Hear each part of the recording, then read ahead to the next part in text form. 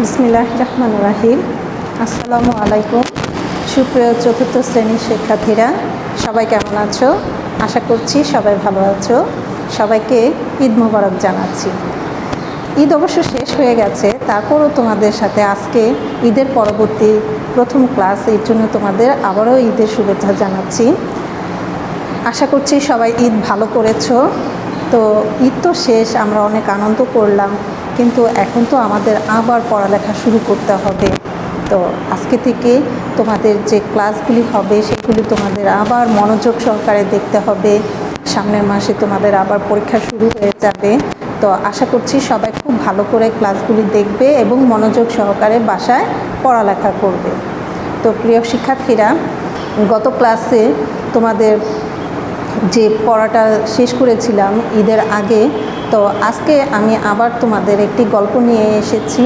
তো আজকে আমি যে গল্পটি তোমাদেরকে পড়াবো সেই গল্পটির নাম হচ্ছে কি বাওয়ালিদের গল্প। তোমরা আশা করছি তোমরা সবাই শীট পেয়ে গেছো। সেটি কিন্তু তোমাদের গদ্য বাওয়ালিদের গল্প আছে। তো সেই গল্পটা আমি পড়াবো বাওয়ালিদের গল্প। বাওয়ালি শব্দের অর্থ কী? বাওয়ালি হচ্ছে যারা সুন্দরবন, এখানে দেখেছো আমি একটি ছবি লাগিয়েছি, এটা কিন্তু সুন্দরবনের ছবি। তো এই সুন্দরবন থেকে যারা কাঠ সংগ্রহ করে বাজারে বিক্রি করে তাদেরকেই বলা হয় কি বাওয়ালি। আর আজকে আমরা সেই বাওয়ালিদের সম্পর্কে জানব।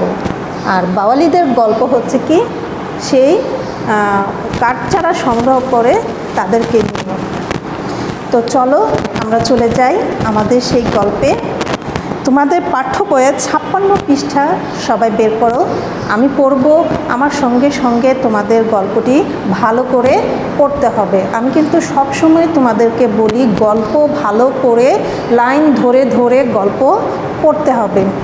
আর হচ্ছে এই কারণে যে গল্প থেকে অনুচ্ছেদ আসে, গল্প থেকে বিরাম চিহ্ন আসে, গল্প থেকে প্রশ্ন তৈরি আসে, সব কিছু গল্প থেকে আসে।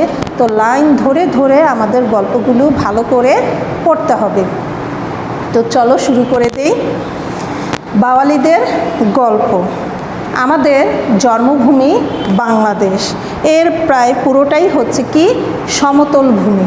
সমতল ভূমি হচ্ছে কি, যেটা হচ্ছে সমান ভূমি। আমাদের দেশের দক্ষিণ পশ্চিম কোণে বঙ্গোপসাগরের তীরে হচ্ছে সুন্দরবন অবস্থিত।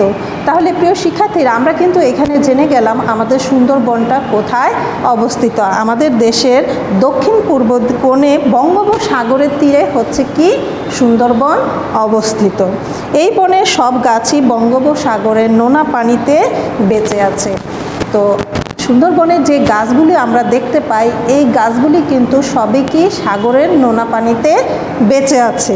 এই বন নানা ধরনের হাজার রকমের পশু ও পাখিতে পূর্ণ। সুন্দরবনের কোনো কোনো জায়গা গাছপালা এত ঘন যে যেখানে সূর্যের আলো মাটিতে পৌঁছায় না। যে এত ঘন বন, যে এত গাছগাছালির কারণে যে সূর্যের আলো সেটা মাটিতে পৌঁছাতে পারে না, একদম ঘন বন। সুন্দরবনের তিন পাশে ছড়িয়ে আছে কি অনেক গ্রাম। তিনও পাশে কি আছে অনেক গ্রাম, আর এক পাশে তো সাগর আছেই। গ্রামের মানুষ কৃষিকাজ করেন। গ্রামের অনেক মানুষ বন থেকে গোলপাতা ও মধু সংগ্রহ করে। সুন্দরবনের তিন অংশে তিন পাশে কি আছে গ্রাম আছে, আর সেই গ্রামের মানুষজন তাদের জীবিকা নির্বাহ করে কি সুন্দরবন থেকে গোলপাতা সংগ্রহ করে, সুন্দরবন থেকে মধু সংগ্রহ করে, সুন্দরবন থেকে কাঠ সংগ্রহ করে। মৌমাছিরা গাছে গাছে তাদের মৌচাক বানায়। যারা মৌচাক থেকে মধু সংগ্রহ করে তাদেরকে বলা হয় মোয়াল। আমরা কিন্তু এখানে মোয়াল কাকে বলে সেটাও জানলাম, যে সুন্দরবন থেকে যারা সুন্দরবন গাছে গাছে মৌমাছি কী করে মৌচাক তৈরি করে, আর সেই মৌচাক থেকে যারা মধু সংগ্রহ করে তাদেরকে বলা হয় কি মোয়াল। সুন্দরবনে বিভিন্ন ধরনের হাজার হাজার গাছ আছে। সেই সব গাছ উপকূলীয় এলাকার জন্য প্রাকৃতিক ঢাল হিসাবে কাজ করে। আর আমরা কিন্তু সবাই জানি গাছ হচ্ছে কি আমাদের পরম বন্ধু, কারণ এই গাছ আমাদের কি দিচ্ছে, অক্সিজেন দিচ্ছে। আর যে অক্সিজেন ছাড়া আমরা কি করতে পারছি না, আমরা এক মুহূর্ত বেঁচে থাকার চিন্তাও করতে পারি না। আর সেই গাছ আমাদের অক্সিজেন দিচ্ছে। এই জন্য 1979 সাল থেকে সরকার সুন্দরবন থেকে কাঠ আহরণ নিষিদ্ধ করে দেন। কারণ কাঠ আহরণ করতে গেলে কি হয়ে যাবে, সেই গাছ কেটে কি করতে হবে, কাঠ আহরণ করতে হবে। গাছ কাটলে কি হয়ে যাবে, তোমার হচ্ছে বন উজাড় হয়ে যাবে। আর গাছ না থাকলে আমরা কি করতে পারবো না, অক্সিজেন গ্রহণ করতে পারবো না। আর হচ্ছে এখানে কিন্তু আবারও বলা হয়েছে তোমাদের গল্পটিতে যে গাছ হচ্ছে সুন্দরবনের প্রাকৃতিক ঢাল স্বরূপ। কারণ এই পার্কে গাছ আমাদের কি করছে, আমাদের প্রাকৃতিক ভারসাম্য রক্ষা করছে, যেমন ঘূর্ণিঝড়, জলোচ্ছ্বাস, এগুলো থেকেও কি করছে, আমাদেরকে রক্ষা করছে। তবে সরকারের অনুমতি নিয়ে সুন্দরবন থেকে গোলপাতা সংগ্রহ করা যায়। যারা এই কাজ করেন তাদেরকে বলা হয় কি, বাওয়ালি। বাওয়ালিদের কাজ খুবই কষ্টের। শুধু তাই নয়, এই বনে আছে অনেক ভয়ঙ্কর প্রাণী, যেমন বাঘ মাংসাশী প্রাণী। সে অন্য প্রাণী খেয়ে বাঁচে, যেমন হরিণ, বনশূকর, বানর ইত্যাদি। বাঘ মানুষকে আক্রমণ করে, তাই সুন্দরবনে বাঘই মানুষের সবচেয়ে ভয়ের বিষয়। তাছাড়াও এই বনে বনবিড়াল, বনশুয়োর, বানর, সাপ আছে। আর পানিতে আছে মাছ, কুমির ও হাঙ্গর। বাওয়ালি আর মোয়ালিরা সুন্দরবন থেকে অনেক দূরের গ্রামে তারা কি করে, বাস করে। সুন্দরবন থেকে অনেক দূর গ্রাম থেকে তারা কি করে, সুন্দরবনে আসে কি তারা তোমার হচ্ছে মধু সংগ্রহ করতে, গোলপাতা, কাঠ সংগ্রহ করতে তারা আসে। কিন্তু কাঠ তো সরকার নিষিদ্ধ করেছে, এর জন্য তারা কি করছে, গোলপাতা সংগ্রহ করছে। রোজ রোজ বাড়ি ফিরে যাওয়া সম্ভব নয়, এত দূর থেকে আসে, প্রতিদিন যাওয়া সম্ভব না। তাহলে কোথাও তাদের থাকার ব্যবস্থা করতে হয়। রাতের বেলা হিংস্র জন্তুরা তাদের আক্রমণ করতে পারে, তাই তারা নদীর মাঝখানে নৌকার মধ্যে রাত কাটান। আমরা কিন্তু জানি যে সুন্দরবনে অনেক হিংস্র প্রাণী আছে, তার মধ্যে সবচেয়ে বেশি হিংস্র প্রাণী হচ্ছে রয়্যাল বেঙ্গল টাইগার। আর এই সব হিংস্র জন্তুদের হাত থেকে রক্ষা পাওয়ার জন্য তারা কি করে, নদীর মাঝখানে রাত্রি যাপন করে। বাওয়ালিদের অন্য বিপদও আছে, যে এইটাই যে মূল বিপদ তা না, তাদের আরও অনেক বিপদ আছে। সুন্দরবনের মধ্যে দিয়ে লবণাক্ত পানির নদী আর ছোট খাল বয়ে চলছে। সাগরের পানি কিন্তু খুবই লবণাক্ত, সেই পানি কিন্তু পান করা অযোগ্য, একদম মুখে দেয়া যায় না। মানুষ লবণাক্ত পানি কি করতে পারে না, খেতে পারে না। সেই জন্য বাওয়ালিরা তাদের সাথে পানির ছোট ছোট পাত্র রাখেন। তারা এই পানি খুব সাবধানে ব্যবহার করেন, একটু অপচয় করেন না। পানি শেষ হয়ে গেলে সহজে খাওয়ার পানি পাওয়া যাবে না সুন্দরবনে।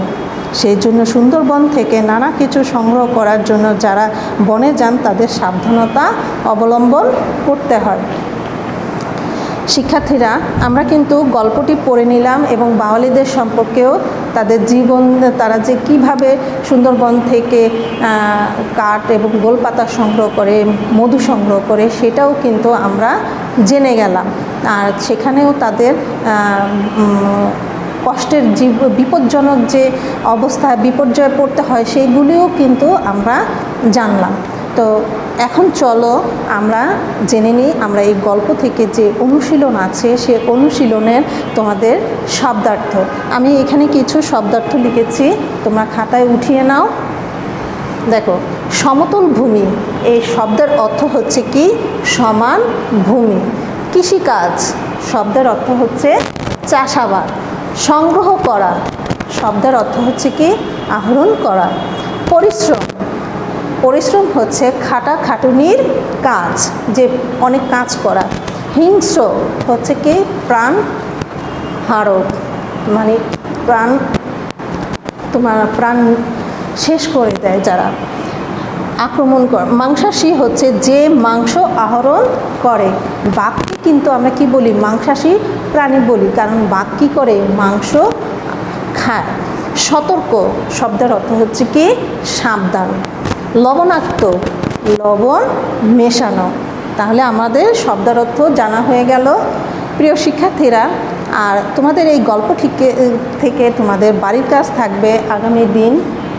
বাড়ির কাজ, গল্পটি রিডিং পড়া। গল্পটি 5 বার ভালো করে বাসায় রিডিং পড়বে। আমি কিন্তু বারবার বলি, গল্প ভালো করে বাসায় পড়বে। আর হচ্ছে শব্দার্থ। তাহলে তোমাদের 23 তারিখে বাড়ির কাজ হচ্ছে